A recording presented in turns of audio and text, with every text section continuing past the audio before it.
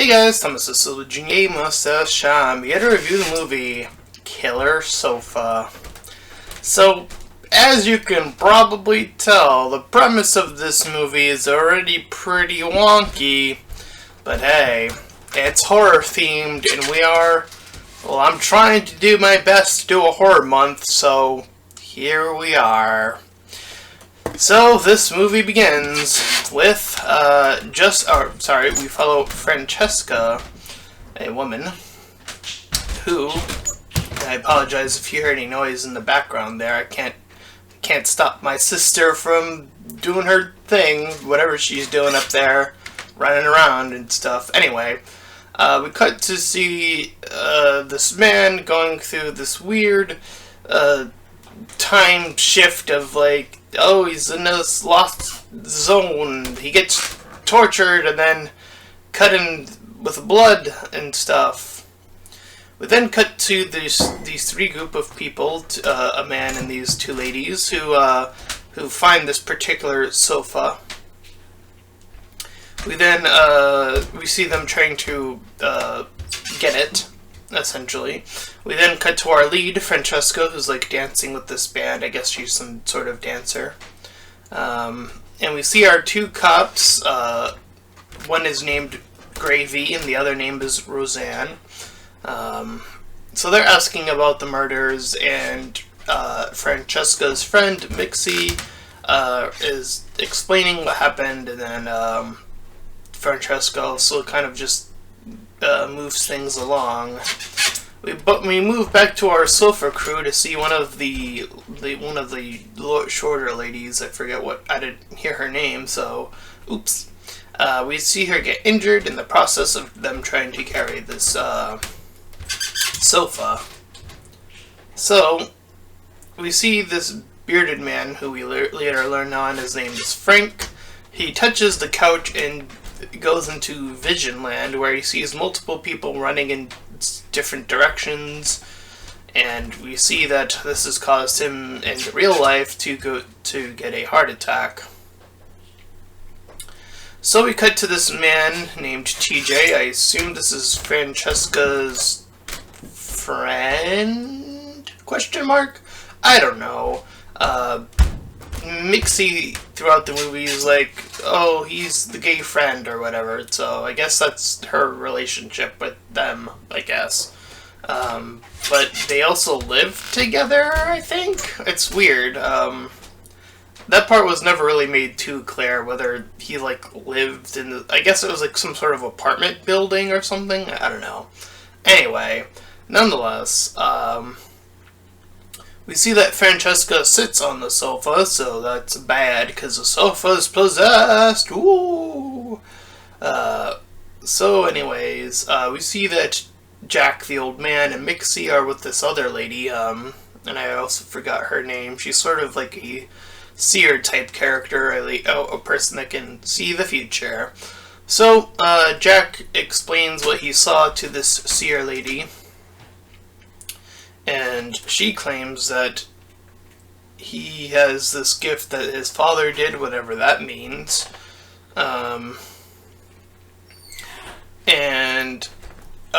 Mixie, we cut to then Mixie scaring Francesca with a fake scare.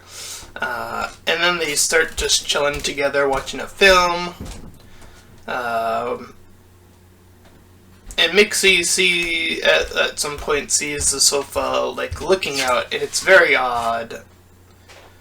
Or she sees it outside and then she looks back and it's gone. She thinks nothing of it, more or less. So Francesca ends up waking up in her bed. And we cut to who we see a few times in this movie, this bald man who's explaining how Dabuk works, and it's a type of demon. Dabuk is a type of demon. I'm trying to make sure I'm pronouncing that right, because the way it's spelled is very... it's a word I have not used a lot, or I guess a name I have not used a lot, technically speaking. Anyway, So he's there to essentially explain what its powers are, what it is able to do. It's essentially like a demon taking over a person. Anyway, we cut to the seer lady using some candles and like setting up to do some sort of ritual, I guess.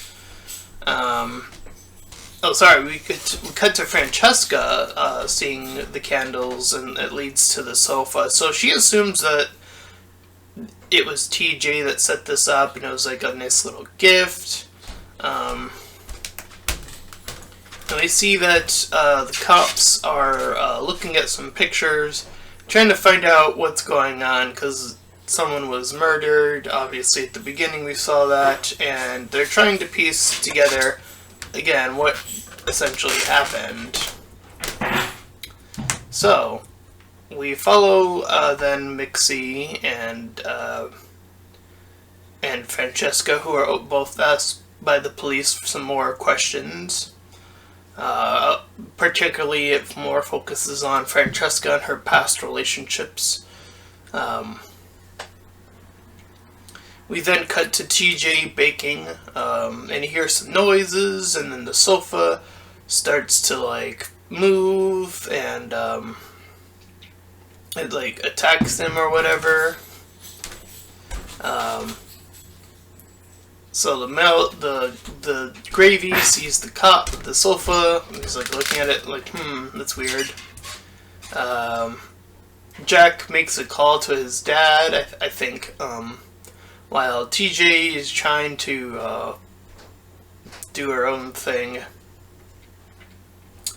Meanwhile, we cut back to DJ, who's still suffering, and we see that the springs are able to like push outward from the sofa and attack. Ooh, scary. Ooh. And he's like trying to crawl away and stuff like that. And we see again more of the bald man explaining things about the book. And then we come back to Jake spiriting himself to what he saw prior, trying to figure out, as the seer is like guiding him through this process. We cut back to Francesca, who like sees the sofa and then like this other stuff, but it ends up being like this nightmare. She's like looking around,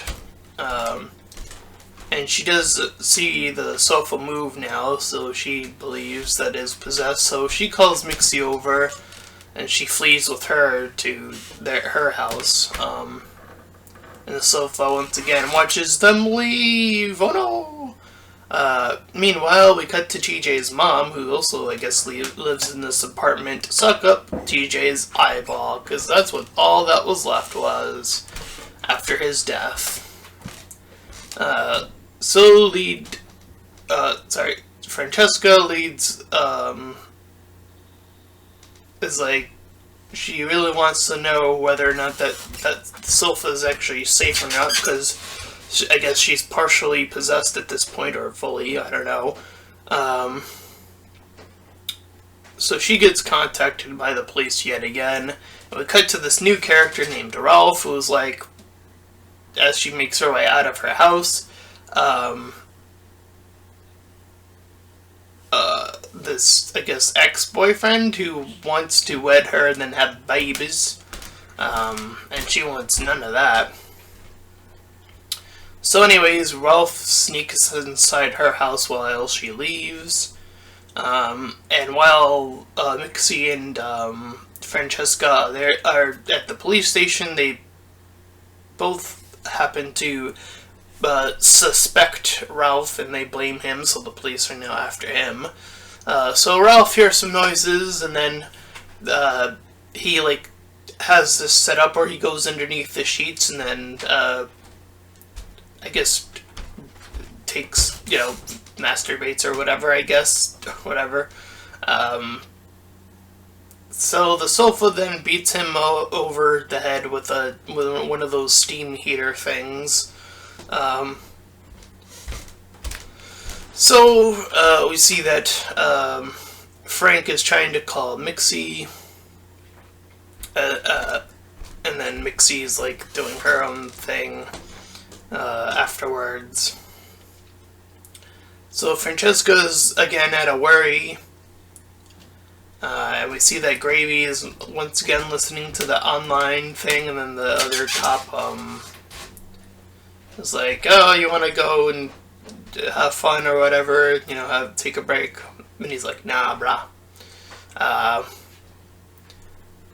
So, anyways, Mixie goes to get the sofa for Francesca because she's still too downtrodden to do it herself. And then when she gets there, she sees that Rolf is being dragged away, and she sees the sofa moving. So she tries to run away, and then she ends up, like, running outside from the second floor of the apartment, and she ends up falling into a garbage can, and getting knocked out from that. So, Francesca calls out, hearing some noises, you know, very cliche thing to do in a movie, in a horror movie anyways, but it's like when your character's alone and they're alone for a while, they randomly call out hello, that thing. So anyways, where was I in my notes? Yes, Gravy and the other cop, arrive, and they're trying to check in on Francesca. They try to call her friend Mixie, and they hear the phone from outside, and then they find a dead Ralph. Francesca sees the sofa moving, and then she like flees from the scene and drives off. Instead of checking in with the cops who were there already, like, a lot of dumb things start to happen at this point, as if this movie didn't have a dumb enough premise, but, Mixie's grandfather is trying to call her, but she's still knocked out. So, Frank explains, all the stuff about, like, why this is happening, how this couch was, like, possessed by this guy, and then how our lead, Francesca, was possessed by this other lady, and how they're trying to get connected once again. So cut to Gravy working out, and more of the female cop trying to, like, so Francesca slips into this red zone with Frank in the background, and he's like, they're seeing like the past character, the one that is possessing Francesca apparently. And then another bad moment happens where Jack is suffering a heart attack, and there's an aspirin little like bottle, I guess I'll call it, like a container. It's like right there on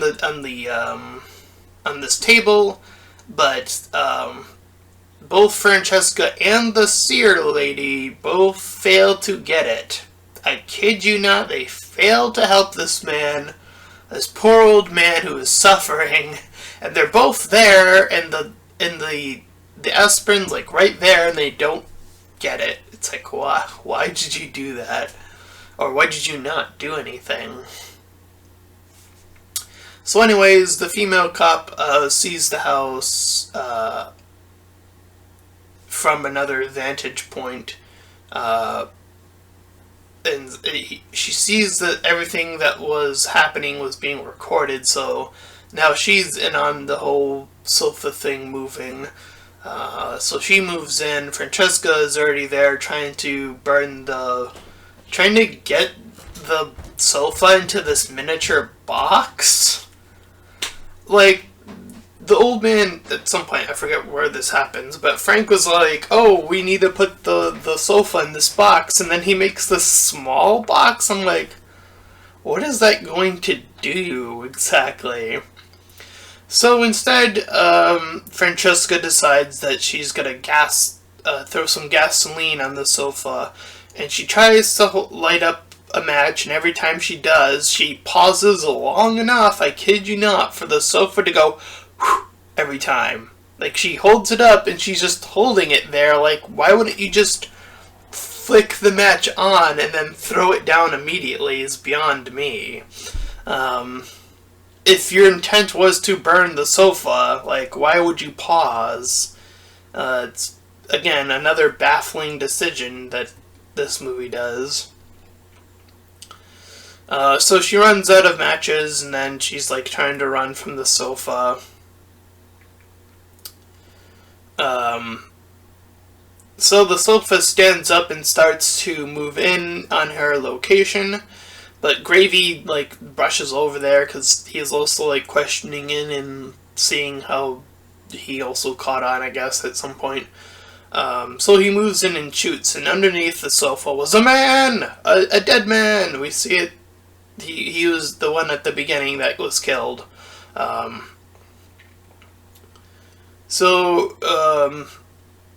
He's killed, but as Francesca goes into the restroom to clear herself of this nonsense, she's pulled into a demon portal, and immediately, as the female cop is, like, asking if she's okay, she, like, starts to act different, so, meaning she's full possessed now. And we see at this point that Mixie actually gets up from the garbage can. She gets up, she's not dead, and she's, like, moving in. And she sees that she sees Gravy and Francesca with the sofa. And by the way, Gravy was also, like, possessed by the sofa itself at that point. And they lure the female cop over and then take care of her as well. So Mixie is now the one looking up at this bald guy, and as he's continuing to tell the story of the Dabook and how it works and how all the spirit stuff is, like, whatever. So Gravy falls over dead, then is possessed, and then, you know, they do the whole killing of the female cop, as I mentioned. And then he leaves with the possessed Francesca after stabbing her, making sure she's dead. So after they kill the female cop, and Mixie, sees all of this, and then calls the police, and then, we see the sofa move. Oh no! And that was Killer Sofa. Oh boy. So what a bizarre premise. Like, okay, you want to make a Killer Sofa? I don't know. By the way, this image you see on the poster, I don't think we ever get the sofa to look like that with the teeth anyway. I don't think that appears anywhere in the movie, and if it did, I didn't catch it, I guess. But yeah, a lot of other dumb decisions besides the premise. Like, I thought this was gonna be more akin to, like, one of those comedy horrors. Like, they were gonna, like, you know, sort of mess with this very obvious, bizarre premise and just, you know, have it be that way, but the movie, at least in terms of presentation, seems to be very as serious as it can be, which I think hurts the movie the most, and there are also just a lot of bad decisions on top of that. So I'm gonna give this movie like a 2 out of 10. It's not great at all. Oof.